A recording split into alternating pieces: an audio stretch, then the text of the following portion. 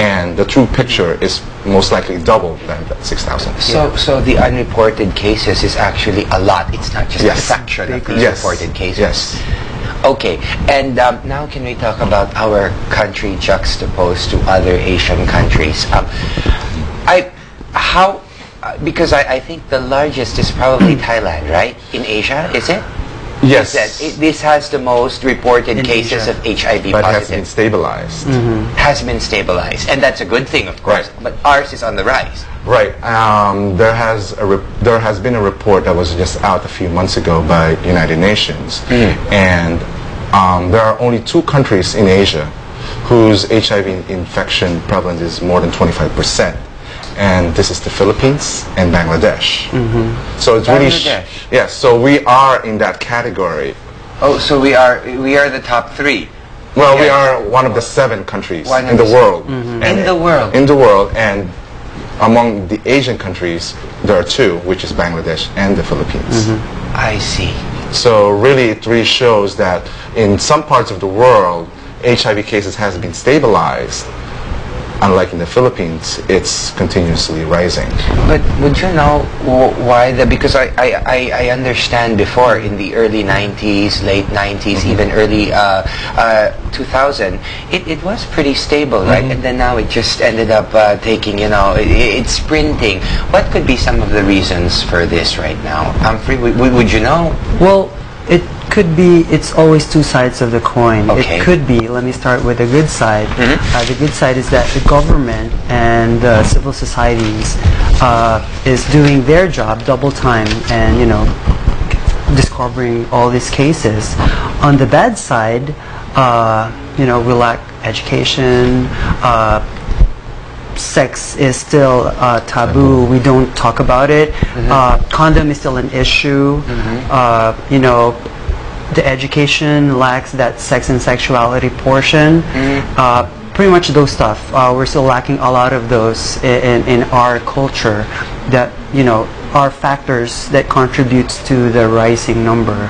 So it is possible, Bric and Humphrey, it is possible to actually, even if you are HIV positive or you have AIDS, it is still possible to, let's say, have sex, protected sex, and not spread the virus. Correct. It is still possible. Correct. Yeah. I mean, there is this program, or we advocate as the ABCs. In terms of HIV, I mean, A being abstinent, B being faithful if you're in a relationship, C if you are going to be sexually active, condom use. Condom use, okay. And D, okay, what's D? Don't use drugs. Don't share needles. So those are the ABCDs of... and we have an E. Okay. You have to educate yourself. That's true. That's true. Yeah. And I think, you did mention A, B, C, and D, but I think the most important thing is really E, because everything begins with a good education, right? Correct. You need to know what you're up against before you can even protect yourself, because how do you protect yourself if you don't have information? Right.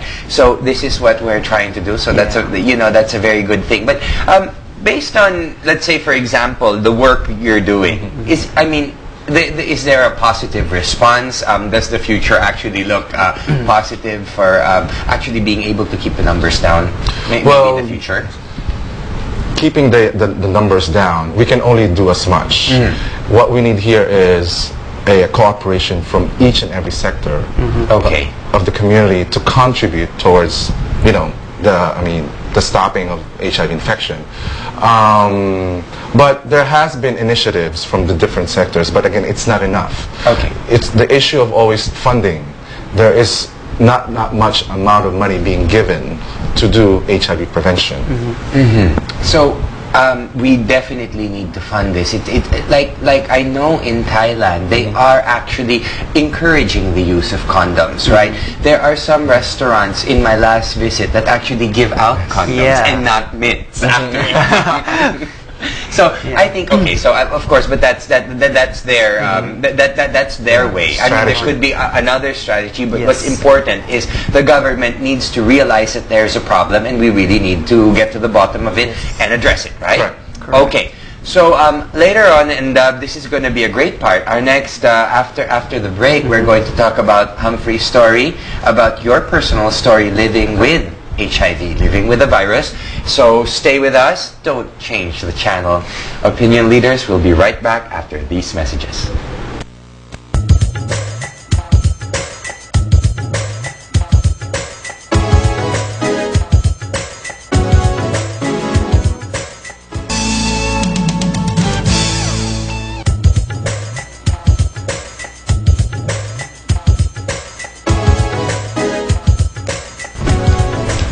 Welcome back to Opinion Leaders, everyone, and this segment is dedicated to my other guest, Mr. Humphrey Gorriceta, a person living with HIV and an HIV advocate.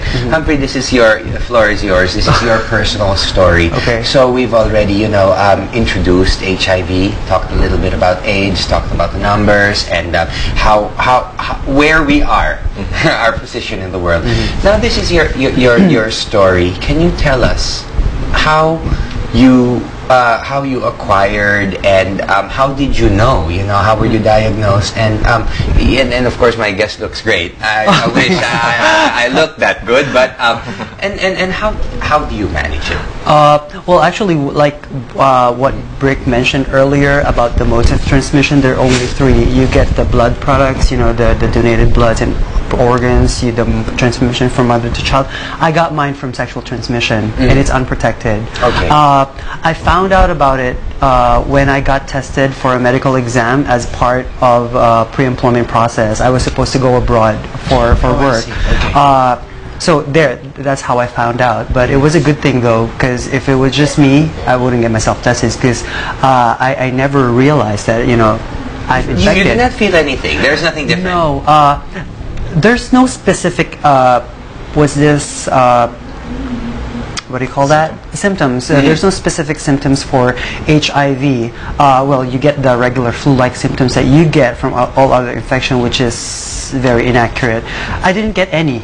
I don't remember getting any on and off fever. I don't get any lymph node lesion. I'm very smooth. I'm very, I look good. So it didn't occur to me that I'm HIV positive until the result came out, which is very surprising. Surprising in the sense that, I have this expectation that I'm not HIV positive, but at one point, looking back, I knew I had my fair share of irresponsibilities, that put me at risk of infection.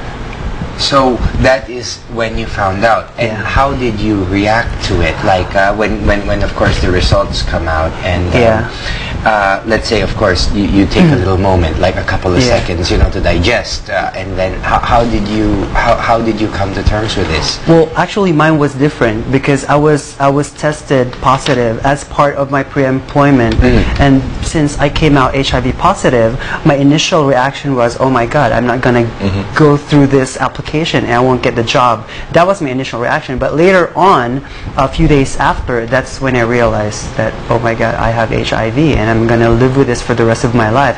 And first thought was, what am I gonna do in the remaining 3 years? Because I thought I only have like 3 years to live. Oh. That's my initial reaction. So that was the misconception also. Yeah, that's, and I'm guilty of that. But later on, I realized, after my counseling, my sessions with my doctor, I realized that I have like an entire lifetime to live as long as I stay healthy. So it changed. Yes, actually, when I first came in the lobby a while ago, and I go, okay, I might be in the wrong place. I know. I actually. You saw my face. Yeah, I always get that reaction. I always get that, because every person has this impression of what a person living with HIV looks like, and we couldn't blame them, because HIV and AIDS was projected as a dying person, a really thin, sickly person. That's the stereotypical. Yeah. That's how it was, visualized during the 80s, the olden days. But this is just one face of HIV, and there's a whole lot of faces out there. But I will not take out the fact that some really look sick. Okay. Especially those bordering the HIV and AIDS border. You get those symptoms of AIDS. But I'm just lucky that I was diagnosed, like Bric mentioned earlier, I was diagnosed early, and that's why we keep encouraging people who know that they've been into risky, risky situations, to activities, Right. to get tested. So early detection is still the best thing. And that's the best Yes. thing, correct. Okay, so here you go. You felt that you had 3 years to live. How did you move on after that? Actually, I kind of had a bucket list of like that movie. That movie, yeah. All right. Morgan Freeman. And I realized that when I realized that when you think you have like this much time to live, you're kind of gonna have that bucket list, and I wanted to do something good, like make the most out of that 3 years. It kind of worked for me because my bucket list included educating people, letting people know that I'm HIV positive, so they can get themselves tested. You're very brave. Yeah, but good thing I know that I have an entire lifetime, which is better because I can help a lot more people. But it was hard at first. You get through that depression phase. You did go through that because you're very positive right now. So Well, you did go through a depression stage. This is like the good side of me after infection. But I didn't used to be like this. I used to be like very isolated. I even went to China to find a different place, be in a different environment, hoping that everything will change. But when I was there, it didn't. I knew I was HIV positive, and I felt that I had to deal with it eventually. So I went back, and I'm still isolated. I didn't tell anyone, not even my family. Oh. Yeah, but eventually I was pushed to tell them when I got a reaction on my medication. It didn't, I wasn't compatible to my first set of medication, so I had a reaction and it had to be changed. While confined in the hospital, I was compelled to disclose to my parents and my family entirely, because they were asking, why were you confined? I kept telling them that I had a drug reaction. Oh. Which is true. Yeah. I had a drug Which is reaction. not necessarily a lie. I wasn't Right. lying, but I wasn't completely honest either. About your So, condition. Yes. because it's really hard. I will want to stress the point that for a person living with HIV in a Philippine context, it's really hard to disclose yourself. And how did, for our televiewers, and I'm sure a lot of other families who probably be in the same boat, how did your parents react, and how did they overcome? I'm sure you did. Yeah. You had a big part with helping them cope also. Well, initially they were sad. Okay. They were very sad. Everyone was crying. We were just imagine I disclosed myself while in the hospital, and everyone was really sad. But I was eavesdropping when the family was talking about it, and then I just my brother cried, everyone was crying, nobody could even ask a question, and then my mom just said in Filipino, they said, nandiyan na yan, let's just not ask anymore about how he got it. It's already there, so let's that's just support wonderful. him. That Let's is support. wonderful, yes. I feel that it has something to do also with my relationship with my family. Where my parents are very liberal. They're very matured in how they brought us up. So it helped. Having a good relationship with your family helped big time in acceptance. So I would understand why some people living with a disease would feel afraid of disclosure with their family. It's because of the relationship. But there's no way to go around it. Eventually a family member or a good friend or a workmate would you eventually have to tell them, because you need to have somebody with you as a support system, and that's part of the process of living with HIV. You need to have that support system. So that's very important, and numbers will. But what about how long was this? I'm sorry, Humphrey. How many years ago did you discover? Yeah, I was confirmed last 2008. Okay, so that's about a good 3 years ago. Almost 3 years. And then, pretty much that. I started ARV about 3 months after I got infected.